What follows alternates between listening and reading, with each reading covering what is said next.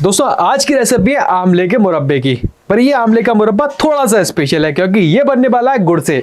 चीनी से बनने वाले आमला मुरब्बा की रेसिपी तो आपने काफी देखी होगी, पर ये रेसिपी थोड़ी सी अलग है क्योंकि आज का आमले का मुरब्बा बनने जा रहा है गुड़ से। गुड़ वाला आमले का मुरब्बा बनाने के लिए यहाँ पर हमने 1 किलो आमला लिया है, जिसे अच्छे से धो लिया है। छोटी छोटी बातों का ध्यान दीजिएगा, अगर आमले का कोई भी प्रोडक्ट आप बना रहे हो तो लोहे का बर्तन यूज नहीं करना है आपने। 1 किलो आमला लिया और यहाँ पर 1.25 किलो गुड़ लिया है। सबसे अहम स्टेप होता है आमले को गूंदना। अगर आप आमले का मुरब्बा बना रहे हो तो सबसे ज्यादा मेहनत लगती है इसे गूंदने में। इस तरह से आप नूडल्स वाली चम्मच ले सकते हो और इस तरह से गूंद सकते हो आप। ये गूंदने का तरीका है, इस तरह से पकड़ना है आपने और इस तरह से आप ये चलाते जाना है, इस तरह से गोल गोल, और चम्मच को इस तरह से पकड़ना है। सावधानी से करना है कि चम्मच की जो नोक है ना आपके हाथ में ना लगे। आमला मुरब्बा बनाने में जो टाइम लगता है बस इसी में लगता है, क्योंकि गूंदने में सबसे ज्यादा टाइम जाता है। आमले को आप जितना गूंदोगे उतना बढ़िया आमले का मुरब्बा बनता है। नूडल वाली चम्मच की सहायता से सारे आमलों को हमने अच्छे से गूंद लिया।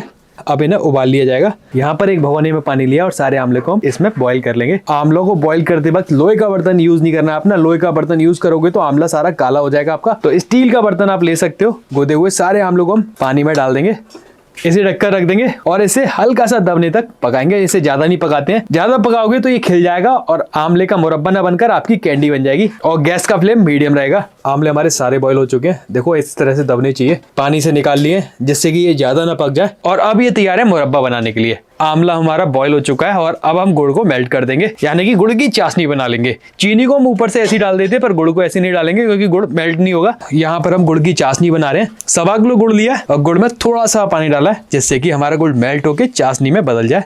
1.25 किलो गुड़ लिया था जिसमें हमने करीब 1 गिलास पानी मिलाया था। सारा गुड़ मेल्ट हो चुका है।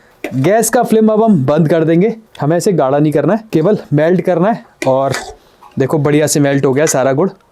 अभी गैस का फ्लेम बंद कर देंगे और इसे थोड़ा सा ठंडा करेंगे। ठंडा करने के बाद अब सारे आमले को हम इसी में डाल लेंगे इस तरह से। तो सारे आमलों को गुड़ की चाशनी में 1 दिन या 1 रात के लिए इसी तरह से डले रहने देंगे, जिससे कि सारे आमलों में बढ़िया तरीके से मिठास भर जाए।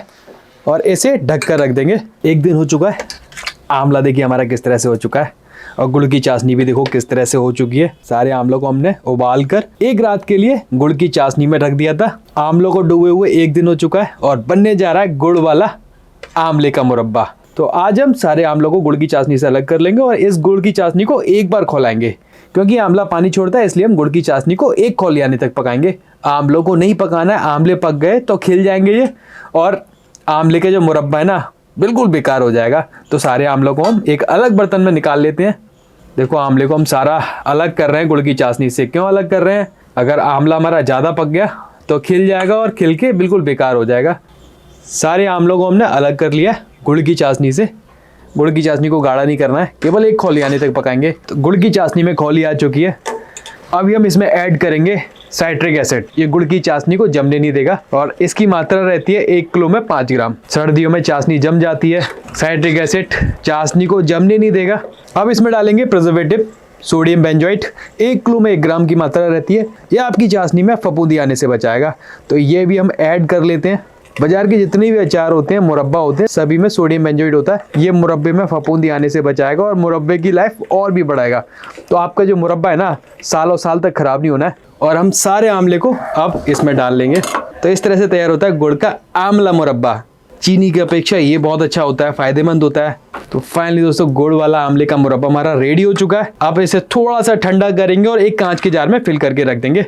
कलर देखो कितना बढ़िया आ चुका है और बढ़िया तरीके से मिठास आई है इसके अंदर। सारी चीज परफेक्ट है। तो आप भी इस विधि से बनाइएगा और मुझे कमेंट करके बताइएगा कि आपका गुड़ वाला आमला मुरब्बा किस तरह से बना है।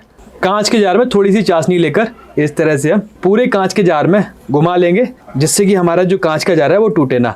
और इसे हम गरम गरम ही फिल करेंगे। देखो गुड़ की चाशनी भी हमारी बढ़िया होगी है। कलर कितना प्यारा आ चुका है और ये इसी तरह से गुड़ की चाशनी में डूबे रहेंगे। इन्हें धूप लगाने की जरूरत नहीं है। बाजार से भी बढ़िया गुड़ वाला आमले का मुरब्बा हमारा बनकर रेडी हो चुका है। आमले के मुरब्बे की ये रेसिपी आपको कैसी लगी कमेंट करके बताइएगा। चैनल पे नए तो चैनल को सब्सक्राइब करके जाइएगा। मिलते हैं आपसे और भी ऐसी बढ़िया बढ़िया रेसिपी के साथ। तब तक के लिए शुक्रिया।